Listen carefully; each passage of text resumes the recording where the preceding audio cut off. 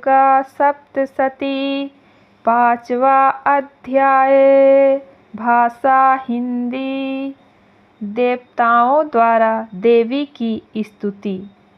महर्षि मेधा ने कहा, पूर्व काल में शुंभ निशुंभ नामक असुरों ने अपने बल के मद से इंद्र का त्रिलोकी का राज्य और यज्ञों के भाग छीन लिए, और वह दोनों इसी प्रकार सूर्य, चंद्रमा, धर्मराज और वरुण के अधिकार भी छीनकर स्वयं ही उनका उपयोग करने लगे।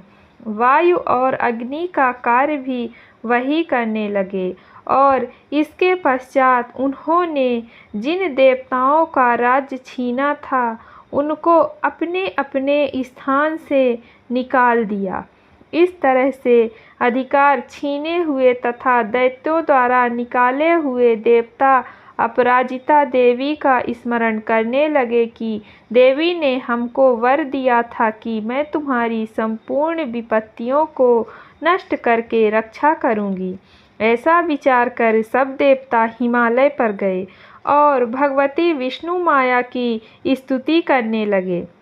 देवताओं ने कहा, देवी को नमस्कार है, शिव को नमस्कार है, प्रकृति और भद्रा को नमस्कार है।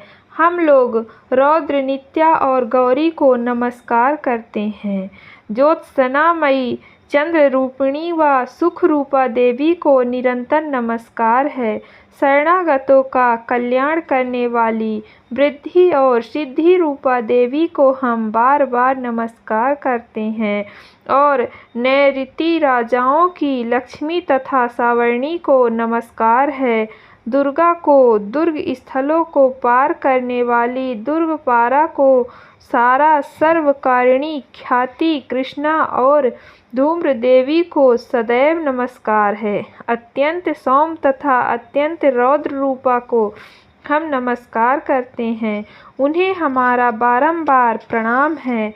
जगत की आधार भूत कृति देवी को बार बार नमस्कार करते हैं। जिस देवी को प्राणी मात्र विष्णु माया कहते हैं, उसको नमस्कार है, उसको नमस्कार है, उसको नमस्कार है। जो देवी संपूर्ण प्राणियों में चेतना कहलाती हैं, उसको नमस्कार है, उसको नमस्कार है, उसको नमस्कार है। जो देवी संपूर्ण प्राणियों में बुद्धि रूपा से स्थित है, उसको नमस्कार है, उसको नमस्कार है, उसको नमस्कार है। जो देवी सब प्राणियों में निद्रा रूप से विराजमान है, उसको नमस्कार है, उसको नमस्कार है, उसको नमस्कार है। जो देवी संपूर्ण प्राणियों में क्षुधा रूप से विराजमान है, उसको नमस्कार है, उसको नमस्कार है, उसको नमस्कार है। जो देवी संपूर्ण प्राणियों में छाया रूप से स्थित है, उसको नमस्कार है, उसको नमस्कार है, उसको नमस्कार है। जो देवी सब प्राणियों में शक्ति रूप से स्थित है, उसको नमस्कार है, उसको नमस्कार है, उसको नमस्कार है। जो देवी संपूर्ण प्राणियों में तृष्णा रूप से स्थित है, उसको नमस्कार है, उसको नमस्कार है, उसको नमस्कार है। जो देवी सब प्राणियों में शांति रूप से स्थित हैं, उसको नमस्कार है, उसको नमस्कार है, उसको नमस्कार है। जो देवी सब प्राणियों में जाति रूप से स्थित है, उसको नमस्कार है, उसको नमस्कार है, उसको नमस्कार है। जो देवी सब प्राणियों में लज्जा रूप से स्थित हैं, उसको नमस्कार है, उसको नमस्कार है, उसको नमस्कार है। जो देवी सब प्राणियों में शांति रूप से स्थित हैं, उसको नमस्कार है, उसको नमस्कार है, उसको नमस्कार है। जो देवी संपूर्ण प्राणियों में श्रद्धा रूप से स्थित है, उसको नमस्कार है, उसको नमस्कार है, उसको नमस्कार है। जो देवी संपूर्ण प्राणियों में कांति रूप से स्थित हैं, जो देवी सब प्राणियों में लक्ष्मी रूप से स्थित हैं, उसको नमस्कार है, उसको नमस्कार है, उसको नमस्कार है। जो देवी संपूर्ण प्राणियों में वृत्ति रूप से स्थित है, उसको नमस्कार है, उसको नमस्कार है, उसको नमस्कार है। जो देवी सब प्राणियों में स्मृति रूप से विराजमान है, उसको नमस्कार है, उसको नमस्कार है, उसको नमस्कार है। जो देवी सब प्राणियों में दया रूप से स्थित है, उसको नमस्कार है, उसको नमस्कार है, उसको नमस्कार है। जो देवी सब प्राणियों में तुष्टि रूप से स्थित हैं, उसको नमस्कार है, उसको नमस्कार है, उसको नमस्कार है। जो देवी संपूर्ण प्राणियों में मातृ रूप से स्थित हैं, उसको नमस्कार है, उसको नमस्कार है, उसको नमस्कार है। जो देवी संपूर्ण प्राणियों में भ्रांति रूप से स्थित हैं, उसको नमस्कार है, उसको नमस्कार है, उसको नमस्कार है। जो देवी संपूर्ण प्राणियों में नित्य व्याप्त रहती हैं, उसको नमस्कार है। जो देवी चैतन्य रूप से इस संपूर्ण संसार को व्याप्त करके स्थित हैं, उसको नमस्कार है, उसको नमस्कार है, उसको नमस्कार है। पूर्व काल में देवताओं ने अपने अभीष्ट फल पाने के लिए जिसकी स्तुति की है और देवराज इंद्र ने बहुत दिनों तक जिसका सेवन किया है, वह कल्याण की साधना भूता ईश्वरी हमारा कल्याण और मंगल करें तथा सारी विपत्तियों को नष्ट कर डालें। असुरों के सताए हुए हम संपूर्ण देवता उस परमेश्वरी को इस समय नमस्कार करते हैं तथा जो भक्ति पूर्वक स्मरण की जाने पर तुरंत ही सब विपत्तियों को नष्ट कर देती है, वह जगदम्बा इस समय भी हमारा मंगल करके हमारी समस्त विपत्तियों को दूर करें। महर्षि मेधा ने कहा, हे राजन, इस प्रकार जब देवता स्तुति कर रहे थे तो उसी समय पार्वती देवी गंगा में स्नान करने के लिए आईं।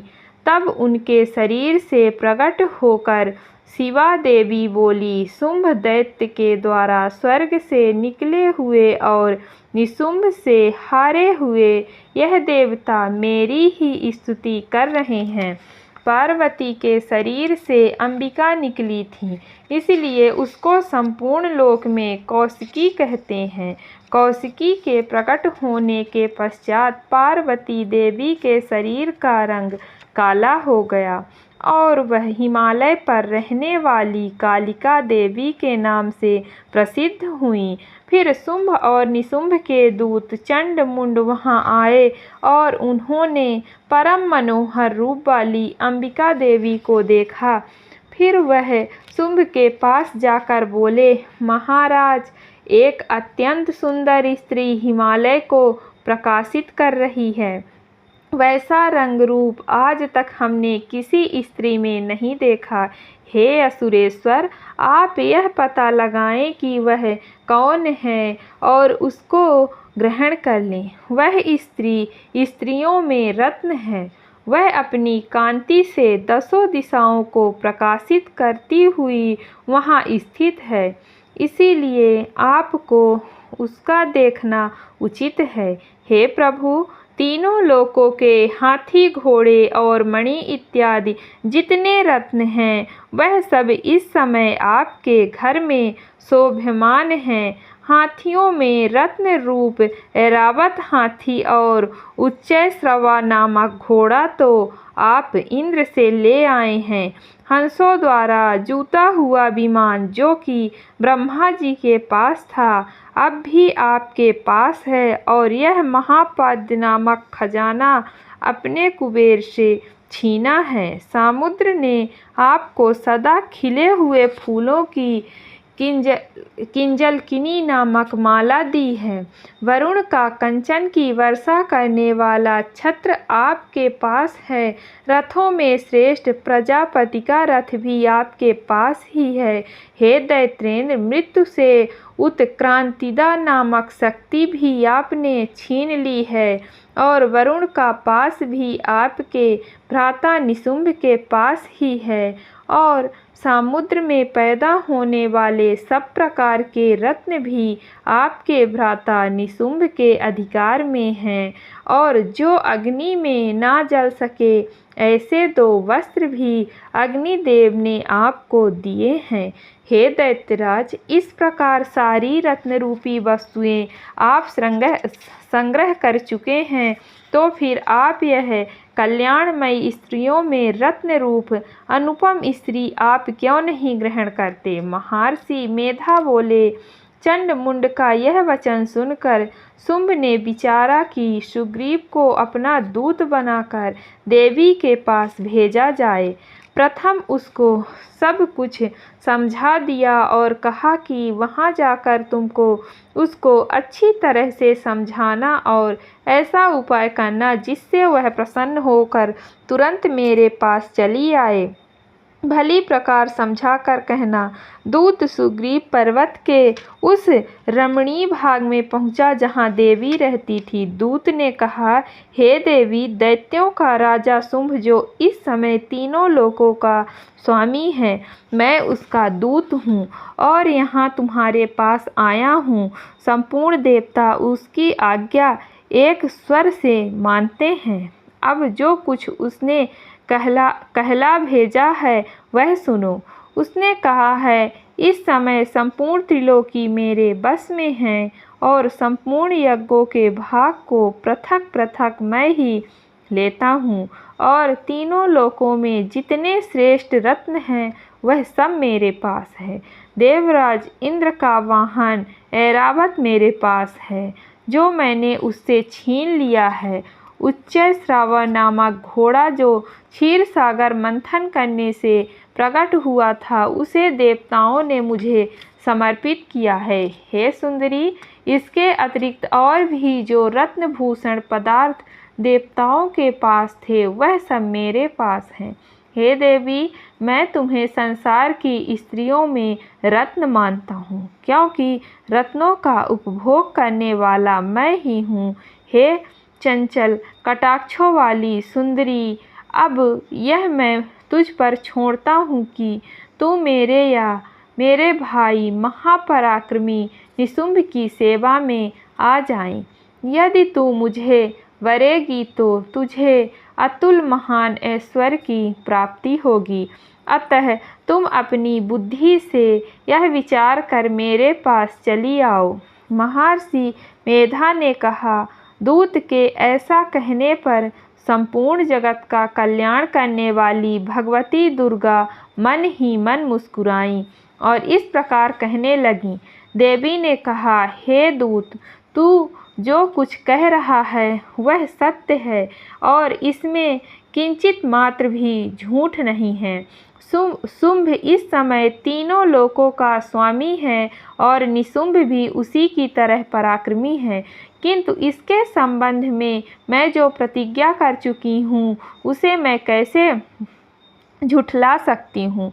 अतः मैंने तो प्रतिज्ञा की है उसे सुन। जो मुझे युद्ध में जीत लेगा और मेरे अभिमान को खंडित करेगा तथा बल में मेरे समान होगा वही मेरा स्वामी होगा। इसलिए शुंभ अथवा महापराक्रमी निशुंभ यहाँ आवे और युद्ध में जीत कर मुझसे विवाह कर लें। इसमें भला देर की क्या आवश्यकता है? दूत ने कहा, हे देवी, तुम अभिमान में भरी हुई हो, मेरे सामने तुम ऐसी बात ना करो। इस त्रिलोकी में मुझे तो ऐसा कोई दिखाई नहीं देता जो कि शुंभ और निशुंभ के सामने ठहर सके। हे देवी, जब अन्य देवताओं में से कोई शुंभ व निशुंभ के सामने युद्ध में ठहर नहीं सकता, तो फिर तुम जैसी स्त्री उनके सामने रणभूमि में ठहर सकेगी। जिन शुंभ आदि असुरों के सामने इंद्र आदि देवता नहीं ठहर सके, तो फिर तुम अकेली स्त्री उनके सामने कैसे ठहर सकोगी। अतः तुम मेरा कहना मानकर उनके पास चली जाओ, नहीं तो जब वह तुम्हें केस पकड़कर घसीटते हुए ले जावेंगे तो तुम्हारा गौरव नष्ट हो जाएगा। इसलिए मेरी बात मान लो। देवी ने कहा, जो कुछ तुमने कहा ठीक है। शुंभ और निशुंभ बड़े बलवान हैं, लेकिन मैं क्या कर सकती हूँ, क्योंकि मैं बिना विचारे प्रतिज्ञा कर चुकी हूँ। इसलिए तुम जाओ और मैंने जो कुछ कहा है वह सब आदर पूर्वक असुरेंद्र से कह दो। इसके पश्चात जो वह उचित समझें करें। दोस्तों, अगर आपको हमारी वीडियो अच्छी लगे तो वीडियो को लाइक करें तथा चैनल को सब्सक्राइब करें। धन्यवाद। दुर्गा।